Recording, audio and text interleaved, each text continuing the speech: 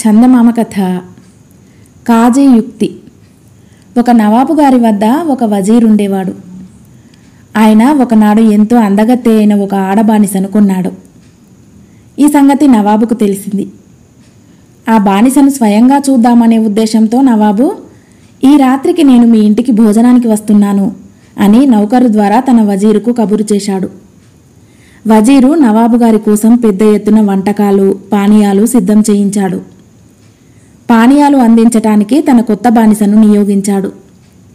ఇద్దరూ భోజనం ముగించుకొని పానీయాలు తాగుతూ కబుర్లు చెప్పుకోసాగారు. అకస్మాత్తుగా నవాబు, వజీర్, ఈ బానిస పిల్లను నాకు అమ్మేయి. నీవు ఎంత పెట్టి కొన్నావో అంతకు రెట్టింపు ధనం నీకు ఇస్తాను అన్నాడు. ఏలిన వారు మన్నించాలి, ఈ బానిసను అమ్మే ఉద్దేశం నాకు ఎంతమాత్రమూ లేదు అన్నాడు వజీరు. అయితే ఈమెను నాకు బహుమానంగా ఇచ్చేయి అన్నాడు నవాబు. అలాంటి ఉద్దేశం కూడా నాకు ఏమాత్రమూ లేదు అన్నాడు వజీరు నిర్మోహమాటంగా. వజీరు ధోరణి చూసి నవాబు గారికి పట్టరాని కోపం వచ్చింది. నువ్వు ఈ బానిసను నాకు అమ్మటమో బహుమానం చేయటమో చేయకపోయావంటే అల్లా సాక్షిగా నేను నా పట్టపురానికి విడాకులిచ్చేస్తాను అని శపథం చేశాడు నవాబు. నేను నా భార్యను పిల్లలను వదిలేస్తాను గాని ఈ బానిసను తమకు అమ్మను ఇవ్వను, లేకపోతే నేను అల్లాకు ద్రోహం చేసిన వాణ్ణే అన్నాడు వజీరు పట్టుదలగా. తీరా నోరు జారి ఘోర ప్రమాణాలు చేసినాక ఇద్దరికి పశ్చాత్తాపం కలిగింది. ఇప్పుడు ఏం చేసేటట్టు? మన ఇద్దరి ప్రమాణాలకు భంగం కలగకుండా మర్యాదగా బయటపడే ఉపాయం ఏమిటి అన్నాడు నవాబు. ఈ ఉపాయం చెప్పగలవాడు ఖాజీ ఒక్కడే. ఏలిన వారి సెలవైతే ఆయనకు కబురు చేస్తాను అన్నాడు వజీరు. నవాబు సరేనన్నాడు. వజీరు కాజీని పిలిపించాడు. కాజీ వచ్చి సంగతంతా తెలుసుకొని, ఇదేమంత గొప్ప సమస్య కాదు, వజీరు గారు నవాబు గారికి సగం బానిస పిల్లను అమ్మి మిగిలిన సగము బహుమానంగా ఇస్తే చిక్కు విడిపోతుంది అని సలహా ఇచ్చారు. నవాబు ఈ యుక్తికి చాలా సంతోషించి, భేష్, బాగుంది, ఇంకొక సలహా కూడా చెప్పు. ఈ పిల్లకు బానిస స్థితి పోతేనే గాని నా జనానాలో చేర్చటానికి వీలు లేదు. చట్టరీత్యా ఈమె బానిసత్వం పోగొట్టడానికి చాలా తతంగం ఉంటుంది.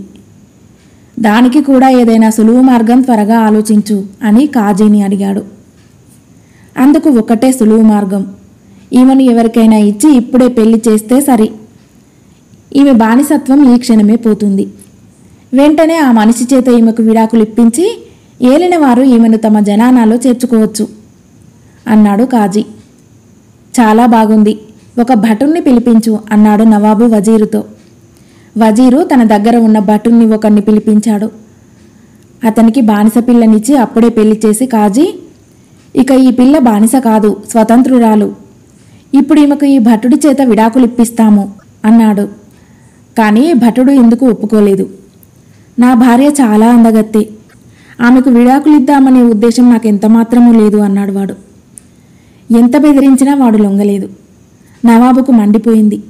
ఆయన కాజీతో, దౌర్భాగ్యుడా, ఇదా నువ్వు చెప్పే యుక్తి? ఈ చిక్కు విడదీయకపోయావంటే నీ తల కొట్టి కోటద్వారానికి వేలాడకడతాను అన్నాడు. ఏలిన వారు తొందరపడుతున్నారు. ఈ చిక్కు ఒక లెక్కలోది కాదు. వజీరు గారు ఈ భటుణ్ణి నాకు బానిసగా ఇచ్చేస్తే అన్ని చిక్కులు తీరిపోతాయి అన్నాడు ఖాజీ. ఇచ్చేశాను, తీసుకో అన్నాడు వజీరు. కాజీ బానిస పిల్లకేసి తిరిగి, ఈ భటుడు నా బానిస, వీణ్ణి నీకు బానిసగా ఇచ్చేస్తాను, పుచ్చుకుంటావా అని అడిగాడు. పుచ్చుకుంటాను అన్నదామె. ఇంకేముంది, చట్ట ప్రకారం నీ బానిస నీకు భర్త కావటానికి వీలు లేదు. మీ పెళ్లి రద్దయిపోయింది, నేను వచ్చిన పని కూడా అయిపోయింది అంటూ కాజీ లేచాడు.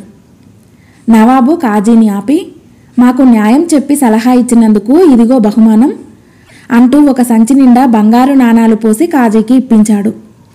కథ సమాప్తం.